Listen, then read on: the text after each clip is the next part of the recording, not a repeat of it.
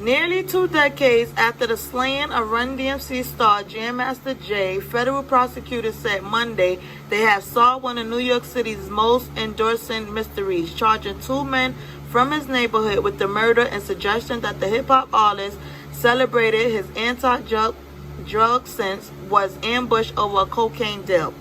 The suspects were identified in court papers as Ronald Washington, 56, who is currently serving a federal prison sentence stemming from a string of robberies while on the run from the police after Jay's 2002 death, and Carl Jordan Jr., 36, who is also charged with engaging in a cocaine distribution conspiracy in 2017.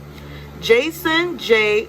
Mizell, known professionally as Jam Master Jay, formed Run-DMC with Joseph Run Samuels and Daryl DMC McDaniel in the early 1980s. Together, they helped take hip-hop mainstream with hits like It's Tricky and the Ariel Smith remake collaboration Walk This Way.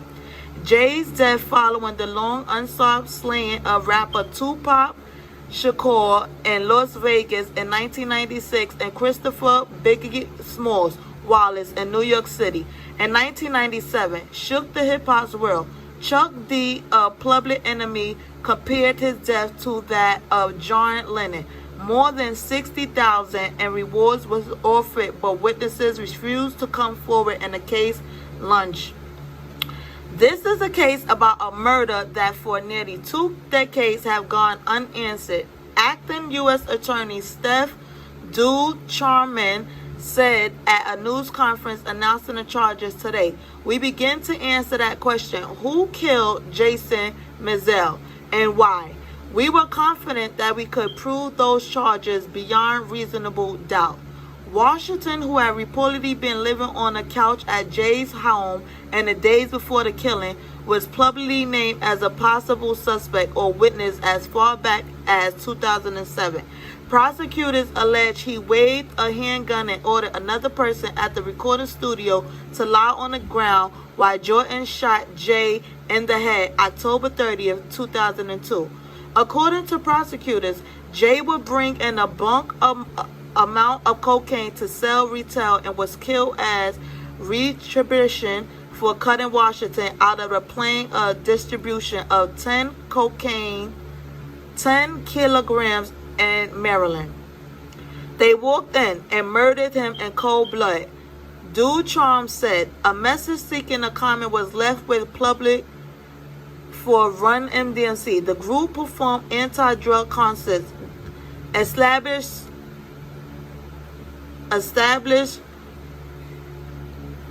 scholarships, and held voters registration drives at his live show in Hollis, the Queens neighborhood where he grew up. Jay was seen as a role model. Friends was puzzled by his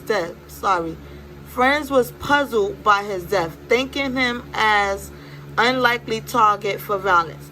In conviction, Washington and Jordan each face a mandatory minimum sentence of 20 years in prison and a maximum of life in prison, or the death penalty.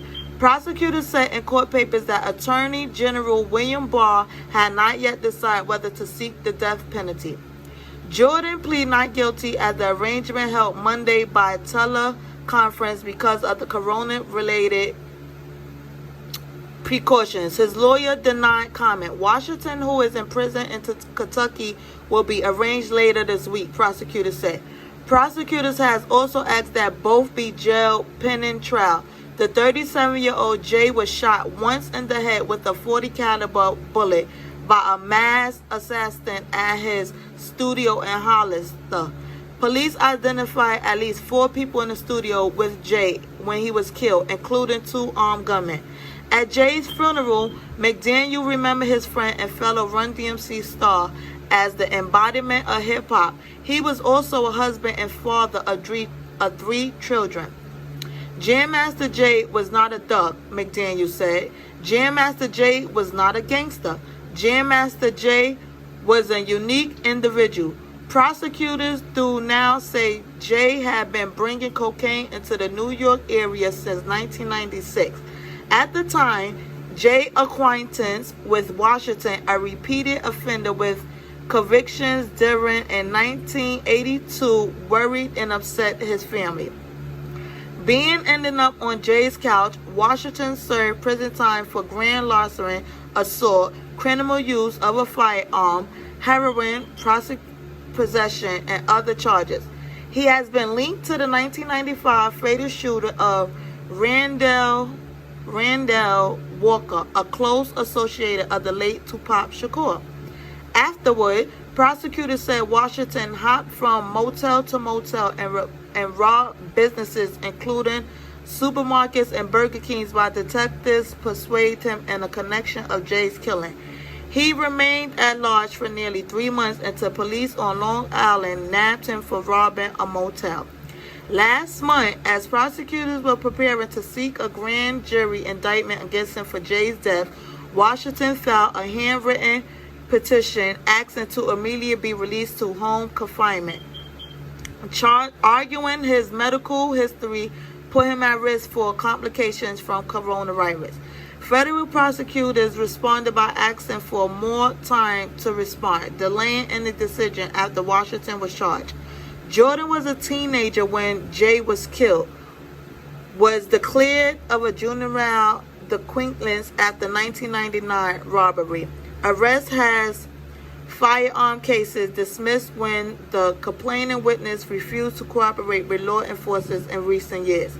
Prosecutors say he had been caught on audio and video surveillance 6 times selling cocaine to an undercover federal agent.